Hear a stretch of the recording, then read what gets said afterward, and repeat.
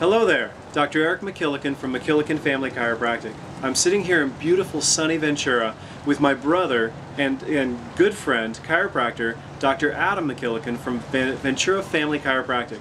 I wanted to take this opportunity to put out there some more information for our patients and in the community about chiropractic and some of the common symptoms that we see. And I wanted to get a second opinion for y'all so you understood exactly what we're dealing with. Today, Dr. Adam, I'd like to talk about whiplash.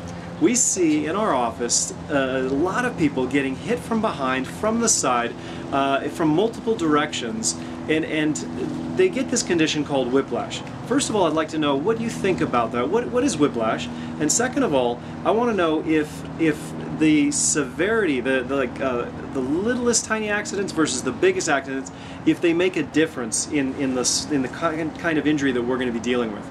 So, Dr. Adam, whiplash injury, it happens from the smallest little injury to the biggest injury.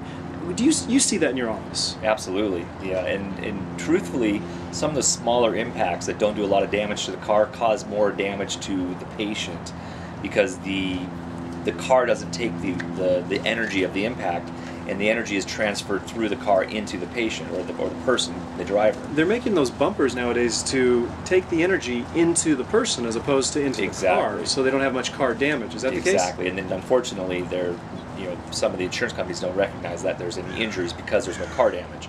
But what I see in my office is that energy is transferred into the neck into an acceleration, deceleration whiplash, which just absolutely tears ligaments, stresses muscles, and displaces the vertebra in the neck, causing a lifelong problems unless they're actually placed back in position and corrected.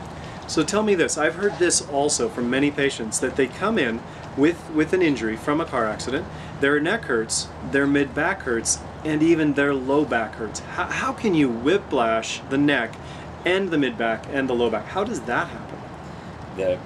We all remember the song when we were growing up, that the hip bone's connected to the knee bone. Well, absolutely. Your low back and your neck are all connected to each other through a series of 24 different vertebrae, and if you're throwing that kind of a force through the body where it can whip your head forward and backwards, it's absolutely sending a chain effect of whipping and twisting, depending upon how the accident occurs, through the whole body. I get people with shoulder injuries because of the whiplash. From just holding the steering wheel? The belt, you name it. There's a lot of different injuries. The seat belt is a big one, because the seat belt is actually a three-point harness where you're pinned on one shoulder and both hips. Yes. And then you actually cause a rotational component to the spine, which adds to this whole process of injury.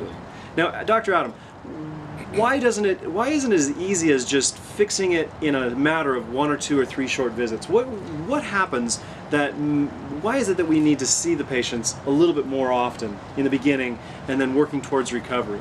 Because whiplash is not the typical repetitive injury, sleeping wrong on the couch, poor posture type of a thing. It's an actual very severe accident that occurs where there is true tissue damage, tissues being tendons, ligaments, torn muscles, and displaced vertebra. And it has been proven in the AMA journals that tendons and ligaments are the slowest healing portion of the body. They are the least blood-rich portion of the body, therefore they take the longest to heal. And if you can think of a tendon like taffy, if you have a piece of taffy and you pull it, it doesn't spring back to its normal position.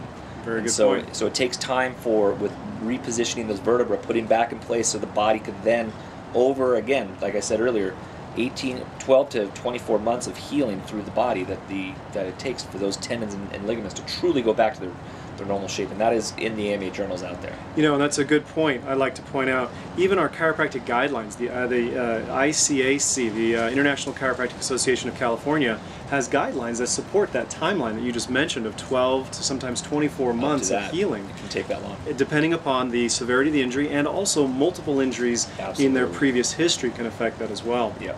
So effective chiropractic care helps with whiplash, helps with recovery, and in my experience, it also helps prevent future degenerative changes, and they grow stronger and healthier. Absolutely. Now, I work with my patients on a lot of exercise routines and education so that they get stronger overall as well. You do that as well, Dr. Adam? Absolutely. You can't just be the silver bullet.